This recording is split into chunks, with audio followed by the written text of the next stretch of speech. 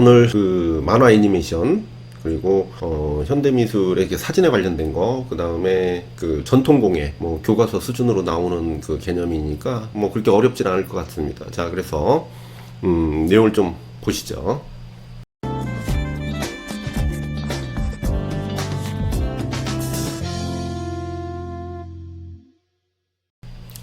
자, 만화와 애니메이션이 나오는데 뭐 흔히 많이 아는 작품들이 나와 있습니다. 그래서 우리가 이제 뭐 이론적으로 내용을 좀 본다면은 캐릭터 같은 경우 생명을 불어넣어 개성과 특징이 담긴 형상을 그림이나 사진으로 표현하는 것을 이제 총칭하는데요. 흥미를 끌 수 있도록 이름, 성격, 행동 등의 강한 개성이 담은 상징물로 이제 상품화 가치가 있어서 아무래도 어떤 제품에 대한 캐릭터를 활용한 경우가 상당히 많죠.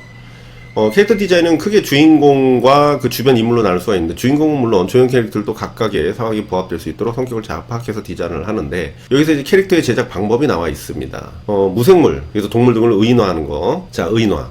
인간을 동물화, 무생물화, 식물화 이런 식으로 할 수도 있죠. 그래서 인간 자체를, 그러니까 무생물 동물을 의인화하는 경우도 있고, 인간 자체 유명인을 동물이나 무생물화, 식물화 하는 경우도 있다라는 겁니다. 그 다음에 분석해가지고 생략할 것들 과감히 생략을 한다. 이것이 복잡하면 안 되죠. 그 다음에 특정 부분을 과장되게 표현해야지 이제 그 사람의 이미지가 나타날 수 있고, 대상의 이미지가 나타날 수 있습니다. 연상법을 활용해서 닮은 꼴의 형태를 빌려오게 되고, 코믹 공포 등의 그 분위기에 맞게 디자인하는데 대부분 이제 코믹적 개념으로 접근을 하죠. 캐릭터 주제를 살리는 소품을 사용해서 개성을 더 표출시키는 개념이 있고요. 특성을 본다면 캐릭터는 독창성을 아무래도 가지고 있어야 된다라는 게 이제 특성이고, 친근감이 있어야 됩니다. 부담감을 갖게 만드는 이미지면은 이게 참 상품성 가치가 좀 떨어지죠.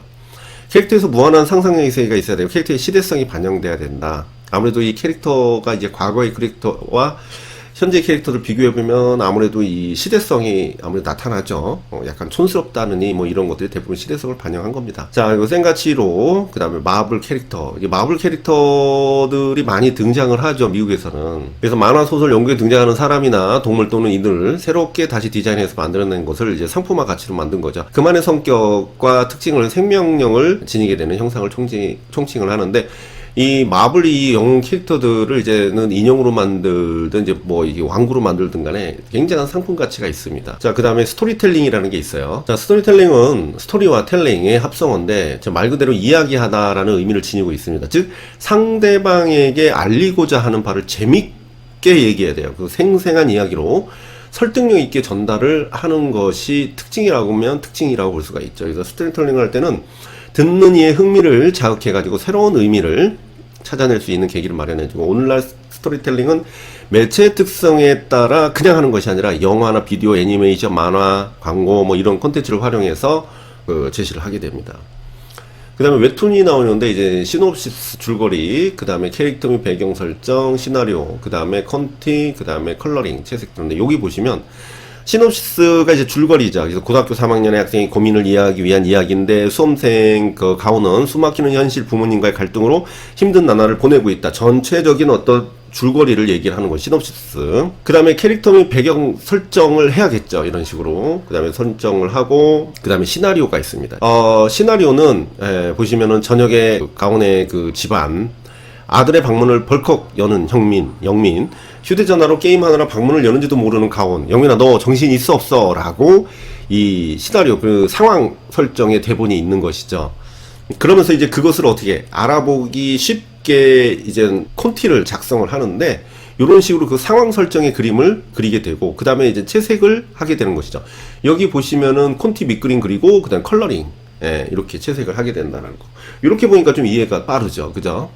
요거 물어볼 수 있습니다. 이거는 많이 물어볼 수 있기 때문에 봐야 되고, 그 다음에 이제 GIF라는 것이 있는데, 이제 그래픽 인터체인지 포맷이라는 개념이죠. 그래서 이미지를 압축해가지고 빠르게 전송합니다. 자, 압축해가지고 빠르게 전송하려는 목적이 개발됐습니다. 그래서 요거 알아둡시다. 한 개의 파일에 여러 장의 이미지를 저장할 수 있다. 한 개의 파일에 여러 장의 이미지를 저장할 수 있어. 간단한 애니메이션 효과를 낼 수도 있대요. 웹페이지 상에서 움직이는 그림을 넣고자 할 때 GIF 많이 쓰이죠, 사실은. 저도 동영상 유튜브 할 때 간혹가다 집어넣기도 하는데, 자, 애니메이션. 전통적인 애니메이션은 연속 촬영한 프레임을 빠르게 넘김으로써 그림이 움직이는 것처럼 그래서 잔상 효과를 사용을 하죠. 그래서 보이게 만드는 영화의 한 장르를 얘기한다. 이렇게 그림에 생명력을 주고 싶은 인간의 욕망은 아주 오래전부터 시작돼서 1만 년 전부터 알타미라 벽화에서 그 시도가 발견되고요.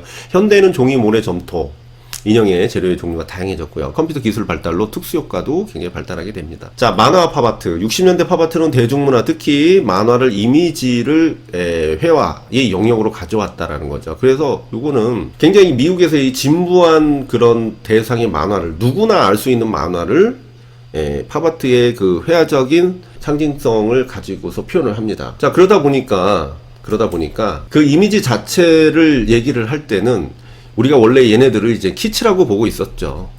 이제 키치라고 보고 있었는데 이거를 대중화가 이제 기본적으로 이제 대중이 다 알고 있는 것이죠. 그래서 이걸 예술로 승화시킨 개념인데, 이 예술이 결국은 예술 자체를 엘리트 미술로 해서 어떤 특정 개개인한테의 상징적 의미로 이제는 교양교육으로서의 어떤 예술로서의 상징성을 대중적 요인으로 제시를 했다는 것은 결국 그림의 예술 자체가 대중화가 됐다는 거거든요. 그게 팝아트에서 가장 큰 의미가 있습니다. 그런데 그 팝아트의 그 작품성이 대중성으로 돌아가기 위해서는 어떤 조건이 필요했냐면 누구나 알고 있는 대상이어만 했다라는 거죠. 그래서 여기 보시다시피 키치를 사용했다라는 겁니다. 근데 리텐슈타인 같은 경우는 만화를 사용했어요. 그래서 만화 중에서도 아주 진부한 만화 이런 것들을 사용했다는 겁니다. 그래서 만화 장면을 그대로 옮김으로써 망점을 전묘법으로 확장시켰는데, 사실은 뭐 전묘법이라기보다는 그냥 망점입니다. 그래서 밴데이 망점이라고 하죠. 또한 그 한국의 이동기는 아톰에 미키마우스를 결합해가지고 아토마우스라는 자신만의 예술 아이콘을 탄생시키고, 이렇게 만화는 밴데이 망점으로 그 인쇄의 흔적까지 그대로 보여주는 방식은 무엇을 의미하냐면, 그러니까 비개성을 의미합니다. 그래서 기계 인쇄의 어떤 흔적이라는 것 자체가 어떤 작가의 어떤 손의 협응력으로 인해서 개성적 표현이 아니라는 것을 더 강조를 하고자 하는 표현들이었죠. 그래서 그런 것 좀 이렇게 보시면 될 것 같고요. 자, 요거는 이제 신체입니다. 신체를 이런 식으로 이제 풍경처럼 표현한 건데, 워너라는 작가인데 인체 골짜기. 그래서 워너는 음식이나 사람의 몸을 자연 풍경으로 변형해서 표현하는 사진 작가입니다. 사진이에요. 그래서 어느 날 워너는 식품 가게에서 그 포토벨로 버섯을 보고서 외계 행성의 나무 같다라는 생각을 합니다. 그래서 이후 여러 가지 음식 재료를 이용해서 환상적인 풍경을 연출하기 시작하죠. 원하는 자신의 작품에 대해서 저도 앞으로는 독창적인 작품을 사람들에게 영감을 주고 싶어요 라고 또 이제 음식에 대한 사람들의 생각을 바꾸는데 저의 작품이 도움이 되길 바랍니다. 그래서 기존에 있던 어떤 신체라든가 음식에 대한 어떤 고정관념에 대한 어떤 형상들을 작품을 어떤 풍경이나 이런 것을 변형시켜서 표현하는 어떤 재밌는 작품들이죠. 이 사람도 이제 사진작가예요. 라베더의 그 달놀이, 달과 노는 사진작가. 그래서 사진가 라베더는 풍부한 상상력을, 따뜻한 감성, 그리고 간단한 소품만을 가지고 원근감을 이용해서 달놀이라는 착시 그 사진 프로젝트를 진행을 합니다. 사진을 이용한 것이죠. 달을 등에 짊어지거나 달을 사다리를 놓고 타고 오르려는 그런 그 형상이나 달을 시계로 표현하기도 하고, 이런 식으로 재해석해서 표현하는 그 사진작가들의 어떤 변형을 볼 수가 있다. 그 다음에 아난타치나라는 이제 작가인데, 이 방콕 거리, 자, 이게 포토 콜라주라고 우리 개념이 나오긴 하는데, 이건 디지털 콜라주입니다. 디지털 콜라주. 자, 포토 콜라주는 인쇄물인 그림이나 사진을 잘라 붙여서 추상적인 화면을 구성하는 기법이죠. 그래서 콜라주라는 말은 다다이즘과 초현실주의 화가들의 작품, 특히 막스 에른스트의 작품에 처음 사용되는데, 근데 요거는 오해 소지가 좀 있네요.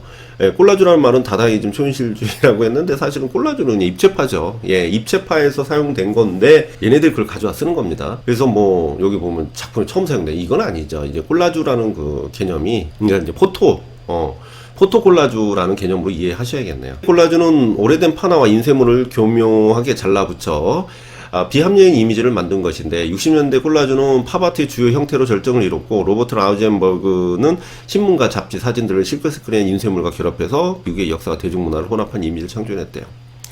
현대미술사에서 보통 사진은 1910년대 그로스, 하트벨트 등의 베를린 다다 작가들이 본격적으로 활용하면서부터 순수 미술에 도입이 된다. 그래서 특히 하트필트는 포토몽타주로 이제 정치적 선전으로 사용한 걸로 이제 유명하죠. 그 다음에 중령의 법칙을 거스르는 듯한 무용가들의 자세를 이렇게 보여주는데 이런 건 많이 하죠. 놀러 가면은 이게 점프해가지고 이렇게 찍는 거 있죠. 이제 그런 방식이에요. 다르작은 카메라의 촬영 속도를 빨리 해야겠죠. 이건 빨리 해야 되겠죠. 그래서 무용가들과 함께 공중에 떠 있는 듯한 마술적인 장면을 연출하는 그런 그러니까 설정을 해서 표현하고요. 다르작 작가는 수년간 개인들과 그들의 도시 환경 사이에 존재하는 관계를 탐구합니다. 그래서 하이퍼의 연작 경우 힘차게 움직이는 육체와 엄격하고 구조화된 하이퍼마켓, 그래서 우리나라에서는 뭐 여기 나와있지만 할인점, 백화점 그런 결합 형태의 대형마트의 개념인데 그런 젊은 무용가에게 크게 도약해달라는 부탁을 한 뒤 사진을 찍어 영원성을 분양한다. 그래서 그 자체 공중에 부양하는 그런 현상을 표현을 하게 되죠. 중력법칙을 거스르는 그들의 자세는 하이퍼마켓과 같은 소비 전당에 존재하는 질서 잡힌 구조에 대한 반발로서 나타난다. 그래서 너무 이렇게 정돈된 대상의 소비를 이제 촉진하기 위한 어떤 마트의 개념에서 거기에 정돈된 어떤 개념에서 인간의 자율성을 표현하고 있다라는 것이죠. 그 다음에 이렇게 약간 이 합성, 그래서 다중 노출을 표현을 한 것인데 풍경을 중첩한 트렐로톨리의 사진은 도시의 역동적인 분위기를 전달하는데 실제로 이게 다중 노출로 하니까 그렇게 보이죠. 마치 추상화 같은 느낌을 주는데 이것을 이제 환상적인 다중 노출 기법을 사용했다 해가지고 다중 노출. 톨레는 이 한 컷의 사진 외에 여러 장을 이제 겹쳐서 촬영하는 다중 노출 기법을 사용한 부분인데 이제 몽환적인 느낌을 준대요. 뭐 사진 뭐 이건 간단하게 이거는 이제 접사 이제 가까이서 표현한 것이고 이건 뭐 이제 셔터 속도를 가지고서 표현하는 움직이는 대상의 표현들, 그리고 뭐 이제 구도, 앵글, 아래에서 또 위에서 이런 식으로 앵글, 그 다음에 초점, 노출, 셔터를 반 정도 눌러 초점을 조절할 수 있는데 초점이나 노출을 고정하기 위해서 쓰는 방법으로 초점을 맞출 수도 일부러 맞추지 않고 촬영할 수도 있는 방식 뭐 이렇게 나와 있고요. 뭐 사진 표현 기법에서 포토그램은 뭐 어디가나 나오죠. 그래서 카메라를 사용하지 않는 사진으로 인화지 위에 직접 대상을 놓고 빛을 쏘아서 현상하는 것을 얘기합니다. 초기 사진 창시자인 탈보트로부터 시작돼가지고 만레이, 그 몰러지의 그 미술 표현에 주된 이제 표현 방식으로 사용되었다. 그렇게 얘기할 수가 있습니다. 포토그램 뭐 이런 게 나와 있고, 자, 그 다음에 이제는 영상 미술에 관련된 뭐 컴퓨터 그래픽 이런 게 간단하게 개념이 나와 있어요. 영상 미술은 텔레비전, 컴퓨터, 디지털 카메라, 스마트폰 등 디지털 매체를 통해서 이미지를 창조하는 미술을 우선 개념적으로 말할 수 있고요. 빛과 소리에 의해 종합 예술로 인쇄 매체와 달리 많은 메시지를 어느 곳에든 동시에 전달할 수 있는, 아무래도 사람들한테 더 호기심을 유발시킬 수 있고 또 내용 전달에서도 유리하죠. 컴퓨터 그래픽은 컴퓨터로 2차원의 3차원적 시각 표현을 만드는 것을 목적으로 하는데 건물, 고속도로, 비행장 등의 설계 동안을 만드는 데도 이용되어 왔으나 최근에는 영화, 광고, 출판, 인쇄, 시뮬레이션 이런 데 활용된다고 하죠. 비디오 아트는 60년대 백남준이 창시를 했고요. 비디오를 표현수단으로 하는 영상 예술이겠죠. 그래서 우리가 보통 비디오를 표현수단으로 이제 한다는 것 자체가 처음에는 이 설치적 개념이었어요. 그러다가 비디오 조각, 이러다가 마지막에는 비디오 아트라고 이제 명칭을 하게 되죠. 그래서 예술과 기술이 결합된 대표적인 사례라고 볼 수 있는데 미디어 아트로 이제 확대가 된다. 그 다음에 UCC, 전문가나 기관 등이 아닌 일반인이 직접 만든 정보로 주로 음악, 영화, 만화, 애니메이션, 게임 등으로 표현하게 된다라는 것이죠. 자, 그 다음에 애니메이션이 또 나오는데 애니메이션의 종류, 뭐 이것도 아시는 거겠지만, 자, 로토스코핑. 자, 로토스코핑은 촬영한 동영상의 이미지를 한 프레임씩 뺏겨서 그려 만든 애니메이션인데 동작을 정확하게, 그러니까 실제의 그 이질감 없이 표현하기에는 이게 최고. 그리고 이걸 되게 많이 사용을 한다고 하더라고요. 뭐 플립북은 책 끝에다가 이렇게 튕기면서 표현하는 건데 책이나 공책의 한 규팅에 조금씩 변해가는 그림을 한 장 한 장 그려놓고 한 번에 드르륵 해서 보는 것이죠. 페나키토스코프는 움직이는 영상을 만들기 위해서 동그란 원판을 분할하고 그 동작이 있는 그림을 차례로 그려놓은 해, 그 다음에 거울에 비춰 돌려보면 움직이는 동작을 볼 수 있게, 우리가 예전에 제가 동영상을 보여드린 것 같아요. 그리고 벨기에 조제프 플라토가 만들었대요. 셀 애니메이션이 가장 대표적으로 많이 쓰이는 것이죠. 등장인물의 모습을 셀에 선으로 그리고 채색해서 배경 위에 겹쳐놓고 한 프레임씩 촬영해서 움직임을 만드는 전통적인 애니메이션 기법인데, 아무래도 이제 우리가 이제 그 분업화가 가능하죠. 대량으로 많이 시간 단축도 장점이라고 볼 수가 있고요. 컷아웃 애니메이션은 종이나 골판지 등에 그려진 캐릭터를 오려서 따로 만든 배경 위에 놓고 오려낸 캐릭터를 조금씩 위치를 바꿔가면서 프레임을 근데 이제 스톱모션을 찍는 것이죠. 모래 애니메이션은 유리판 위에 빛을 비추고 아래에서 빛을 비추고 그 위에 모래를 형상을 그리거나 만들어 한 장씩 촬영하는 움직임을 만들어내는 애니메이션 기법입니다. 그래서 한때 지금은 그렇게 유행하는 것 같지 않은데 그 뭐 한 3, 4년 전만 해도 많이 TV에서도 나오고 그러더라고요. 클레이 애니메이션은 점토 형태를 만들고 프레임별로 한 컷 한 컷 찍는 거죠. 이것도 스톱모션입니다. 컴퓨터 애니메이션은 그 컴퓨터 프로그램을 사용하는데 디지털 방식으로 제작하는 방식을 총칭합니다. 자, 그 다음에 아름다운 쓸모, 즐거움을 만들다. 아름다운 쓸모, 그래서 즐거움을 만들다라는 게 있는데 이제 우리나라 이제 전통 공예 부분이 되겠네요. 별전괴불, 이것도 별전괴불인데 이제 별전괴불이 무엇이냐?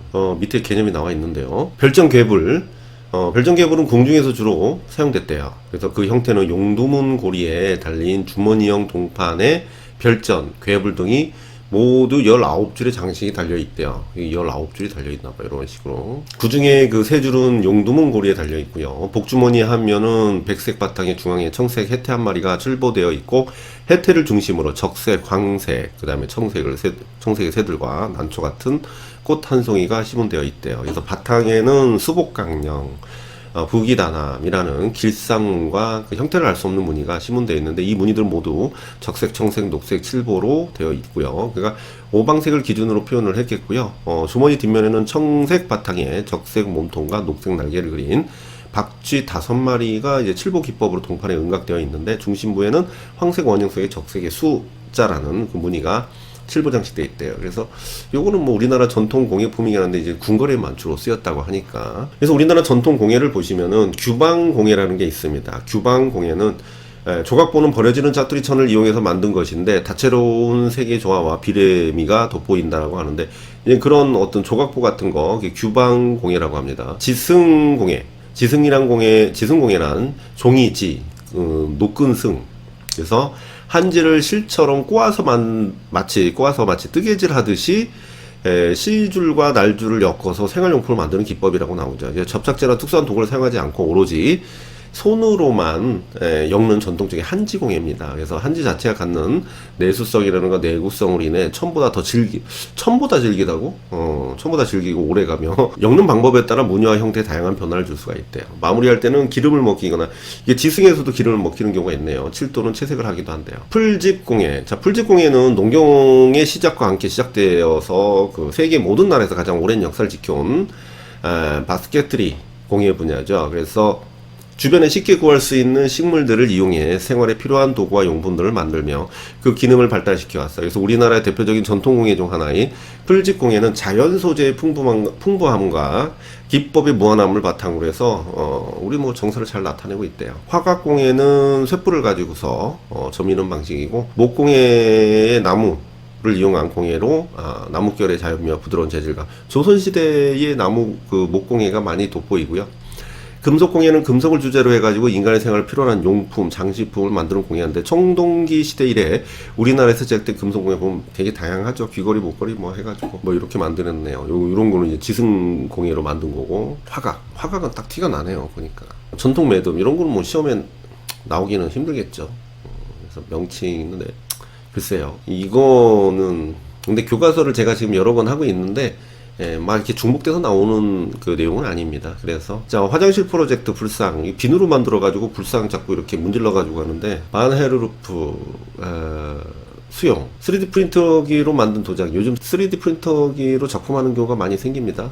로코코 시대의 영국 왕실의 문양에서 작자미상이고 궁중예복, 섬유공예를 우리가 그냥 예시로 보여주는데 섬유를 재료로 한 공예고요. 자수, 염색, 매듭, 바느질, 직조, 펠트 등이 해당됩니다. 우리나라에는 전통적으로 규방공예에 해당되는 것들을 볼 수가 있고, 의복, 이불, 놀이개, 조각보, 바늘집 뭐 이런 걸 다 얘기하는 겁니다. 그 다음에 종이공예. 자, 종이를 재료로 한 공예를 말하고요. 병풍, 주머니, 부채, 우산, 신발, 가방.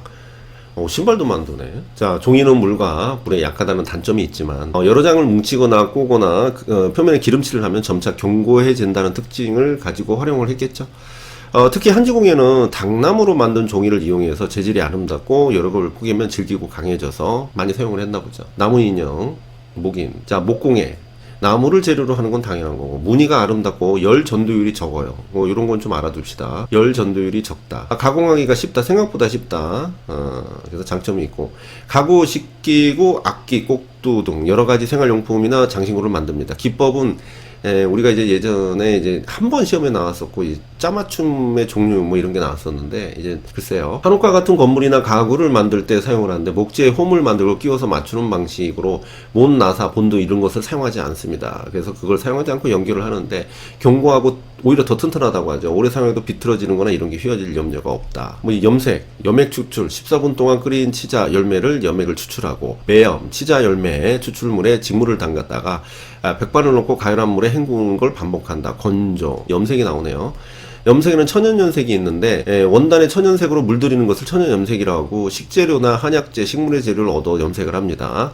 주로 이제 쪽 푸른색, 그 치자 노란색, 홍화 붉은색, 뭐 이런 식으로. 아직까지는 얘네들이 나오질 않았는데, 자, 종류는 친염이 있습니다. 천을 염료에 그냥 담가서 푹 담가서 사용하는 것이죠. 나렴은 천에 무늬를 새겨 부분적으로 염색하는 것이고, 집점염은 붓으로 직접 그려서, 홀치기염은 천을 실로 묶거나 실로 묶은 부분은 방염이 되겠죠. 그 방염이 되는 부분에서 우연한 효과가 나타나고요. 파라핀염은 이것도 방염인데, 파라핀으로 그림 그리고 염료에 담가서 염색하는 방식인데, 이거는 뭐 좀 디테일하게 우리가 했었습니다. 그 다음에 금관장식 작점이상, 금속 공예가 나오는데, 금은 백금으로 장신구를 만들거나 구리철 등으로 생활용품을 만드는 겁니다. 기법은 은입사가 대표적이고요. 금속의 표면에 나타내고자 하는 문양을 예리한 끌로 파고 그 홈에 은실을 얇게 꼬거나 넓게 펴서 두들겨서 넣는 기법이죠. 상강기법과 유사하고요. 누금이 나옵니다. 누금.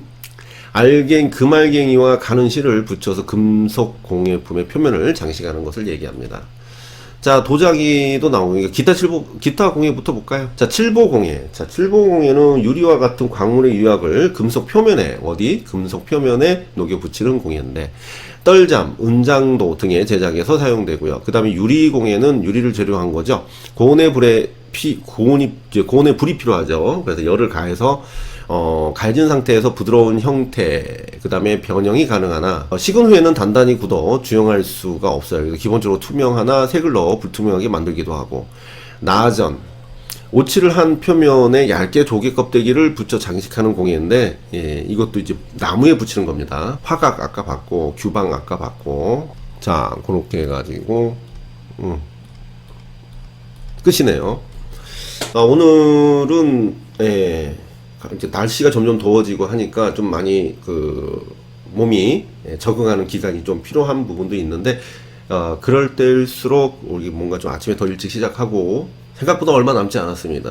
그래서 지금까지 해왔던 5, 6월은 어쨌든 간에 5, 6월은 1, 2, 3, 4 때 했던 걸 계속 반복을 해야 됩니다. 최대한 반복을 하고, 5, 6에 하는 것은 보충적인 내용으로 추가해서 더 알아야 되는 내용이 이 두 가지 방식이 공존하고 있죠.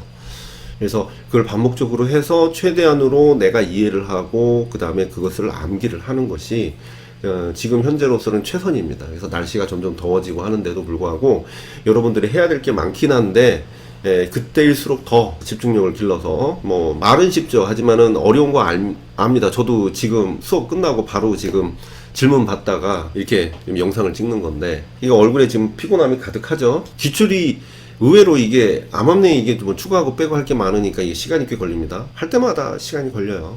매번 하는 건데 시간이 걸립니다. 그래서 전에 넣었던 내용 빼고 그 다음에 새로운 내용 집어넣고 뭐 이렇게 하다 보니까 아무래도 기출을 보면서 새로운 그러니까 이론을 다시 정립하는 개념이기 때문에 좀 신중하게 접근을 하다 보니까 내내 그 시간이 오래 걸리네요. 뭐 필독서도 오래 걸리고, 5, 6월은 저도 그렇고 여러분들도 그렇고 그냥 뭐 힘을 내자 뭐 이 얘기밖에는 별다른 얘기가 없겠네요. 그렇죠? 이거는 이제 틈나는 대로 조금씩 보고, 그래서 다음 시간에 또 좋은 내용으로 제가 토요일날 영상 찍어서 바로 올리도록 하겠습니다. 감사합니다.